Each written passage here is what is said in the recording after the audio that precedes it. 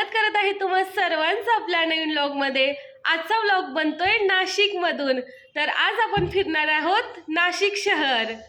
चला सायंकाळची वेळ झाले, हॉटेल मधून बाहेर पडतोय फिरायला जाण्यासाठी। निखिलने ना ही रूम ऑनलाईन बुक केली आहे, तेही पहिल्यांदाच। त्यांना ती रूम खूप जास्त आवडले, त्यामुळे ते आज खूप खुश आहेत। आलेली आहे लिफ्ट आपली।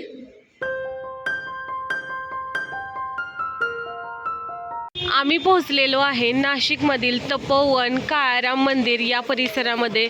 नाशिकमधील पंचवटी आहे या ठिकाणी। आता आपण इकडे जाणार आहोत फिरायला। सूर्यनारायण मंदिर या ठिकाणी आहेत, अक्कलकोट महाराजांच्या पादुका। आपण आता जाणार आहे रामकुंडाकडे।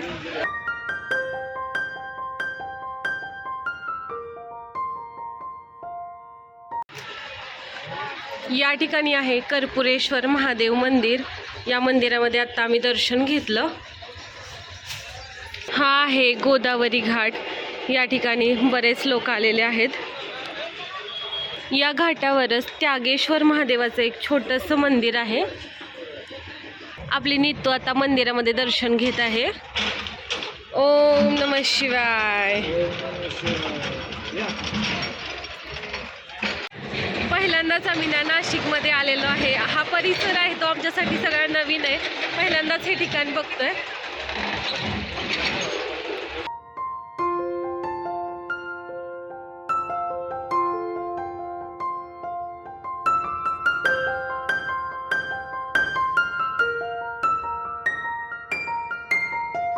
गोदावरी नदीचं आता दर्शन घ्यायचं आहे आपण। नीतू आणि तिचे बाबा गोदावरी मातेचं दर्शन घेत आहेत आता।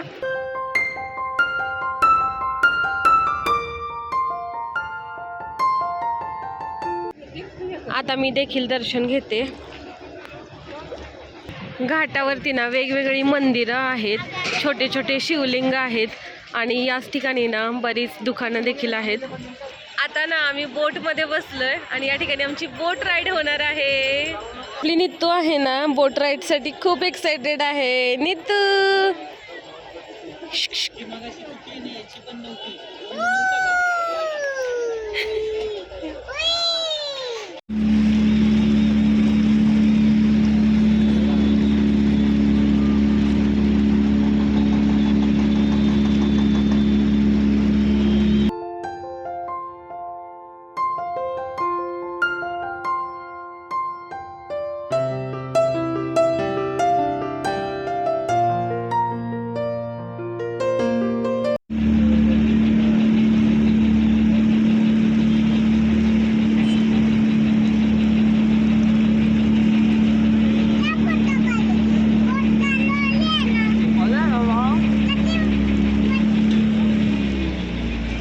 आहे श्री यशवंतराव महाराज देव मामलेदार यांची समाधी।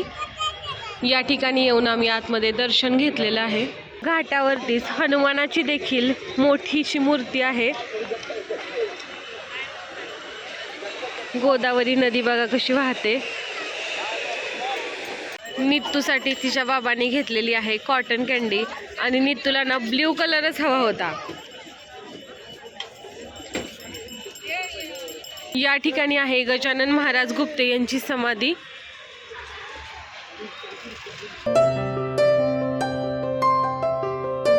नीलकंठेश्वर मंदिर नाशिक मध्ये आलेलो आहे आपण।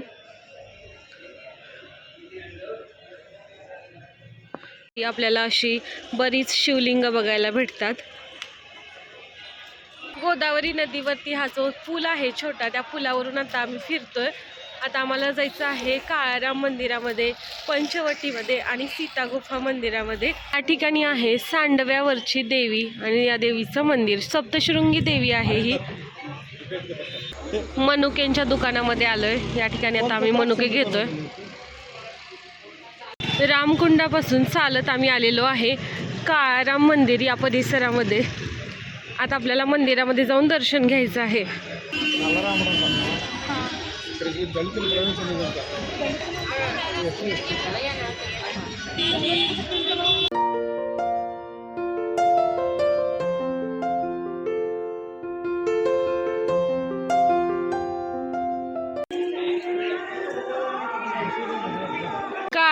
मंदिराच्या बाहेर हे मूर्त्यांचं छान असं दुकान आहे. काळाराम मंदिरामध्ये दर्शन घेऊन झालं. त्या मंदिरात गेल्यानंतर ना आम्हाला सगळ्यांना फलटणचीच आठवण आली. फलटणमध्ये देखील रामाचं जे मंदिर आहे ना ते असंच आहे. आणि आता आम्ही जाणार आहे सीता गुफा बघायला. आता ना सायंकाळची वेळ झाले. सायंकाळची वेळ आपली चहाची वेळ असते, त्यामुळे एका ठिकाणी चहा घ्यायला थांबलोय. त्या ठिकाणी आहे हरिहरेश्वर महादेव मंदिर.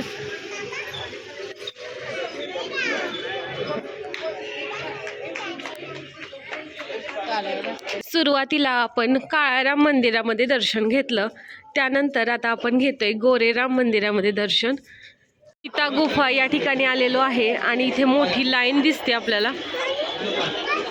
मंदिराच्या बाहेरच नाही, लाकडाची खेळणी विकायला ठेवलेली आहेत.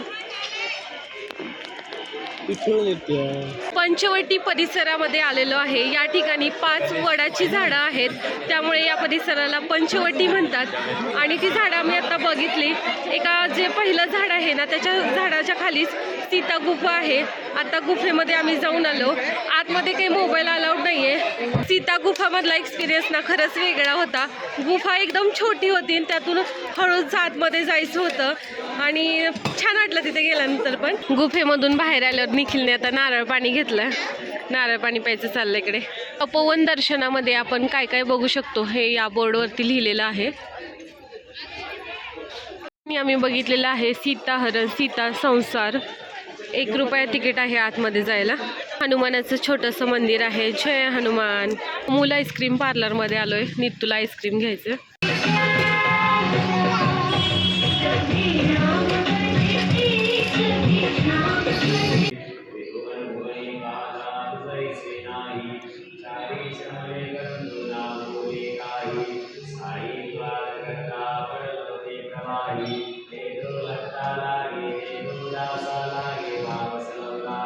महाराजांच्या मंदिरामध्ये आरती घेतली आणि आता आम्ही बघायला निघालेलो आहे लक्ष्मण गुफा. श्रीराम लक्ष्मण गुफा. जय श्रीराम जय श्रीराम.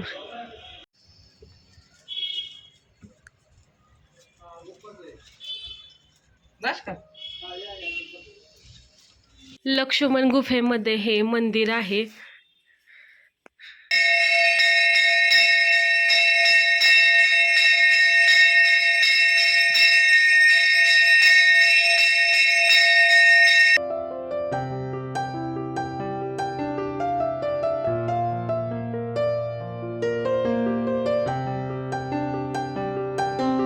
हॉटेल मनोरथमध्ये आम्ही आमची रूम बुक केलेली आहे.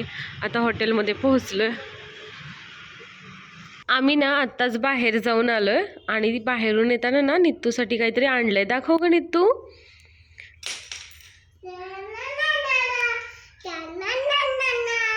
अरे वा, खूपच छान खूपच छान. नाशिकमधील एक प्रसिद्ध ठिकाण म्हणजेच पंचवटी आणि तेच पंचवटी ठिकाण आम्ही आता फिरून आलेलो आहे. त्या ठिकाणी आम्ही पाहिलं काळाराम मंदिर, सीता गुफा, लक्ष्मीनारायण मंदिर, सीताहरण दर्शन. आम्ही जी सीता गुफा बघून आलो ना त्याच्याबद्दल तुम्हाला सांगायचं आहे. ज्यावेळी लक्ष्मणाने शूर्पणखेचं नाक कापवलं होतं त्यावेळी सगळे राक्षस संतापले होते आणि त्यांनी ना पंचवटीवरती हल्ला केला होता. त्यावेळी सीता माता आहे ना ती त्या गुफेमध्ये लपून बसली होती, त्यामुळे तिला सीता गुफा हे नाव दिलेलं आहे. गुफा ना आतमधून एकदम छोटी आहे, म्हणजे आतमध्ये गेल्यानंतर काहीच व्हेंटिलेशन नाही. 10 मिनिट तरी लागतात संपूर्ण ती गुफा फिरायला आपल्याला. आतमध्ये गेल्यानंतर असं वाटतं की खरंच माता सीता तिथे कशी राहिली असेल. आणि आम्ही लक्ष्मण गुफा देखील पाहिली. ती गुफा 250 वर्षापूर्वी लोकांनी तिथे बांधलेली आहे. यानंतर नाशिकमधील प्रसिद्ध ठिकाण म्हणजे रामकुंड, त्याच ठिकाणाला गोदावरी कुंड असं म्हणतात. यानंतर नाशिकमधील प्रसिद्ध ठिकाण म्हणजे रामकुंड आणि या ठिकाणी वाहते ती गोदावरी नदी. आम्ही त्या ठिकाणी देखील दर्शन घेऊन आलो. त्या ठिकाणी ना गोदावरी नदीच्या काठावर बरीच शिवलिंग आहे. शिवलिंगाचं दर्शन घेतलं, हनुमानाचं दर्शन घेतलं. रामकुंड या ठिकाणी बऱ्याच ठिकाणावरून लोक पिंडदान करण्यासाठी येतात. बरेच लोक आपल्या पूर्वजांच्या अस्थि विसर्जनासाठी येतात. प्रभू श्रीरामांनी दशरथ राजाच्या मृत्यूनंतर त्यांच्या अस्थी देखील याच गोदावरी नदीमध्ये विसर्जित केल्या होत्या. नाशिकमध्ये ना फिरण्यासारख्या बऱ्याच गोष्टी आहेत. या ठिकाणी आहे तपोवन, जिथे काही दिवसानंतर कुंभमेळा भरणार आहे. त्यानंतर या ठिकाणावरून काही अंतरावर आहे वणीगड, जिथे की सप्तशृंगी देवीचं मंदिर आहे. त्र्यंबकेश्वर आहे, तर आमचं त्र्यंबकेश्वर तर बघून झालेलं आहे. यानंतर इथून जवळच आहे दिंडोरी, त्या ठिकाणी आहे स्वामी समर्थ आध्यात्मिक केंद्र. जसं पुण्यामध्ये स्वामीनारायण मंदिर आहे ना, तसंच नाशिकमध्ये देखील प्रसिद्ध असं जैन मंदिर म्हणजे स्वामीनारायण मंदिर आहे.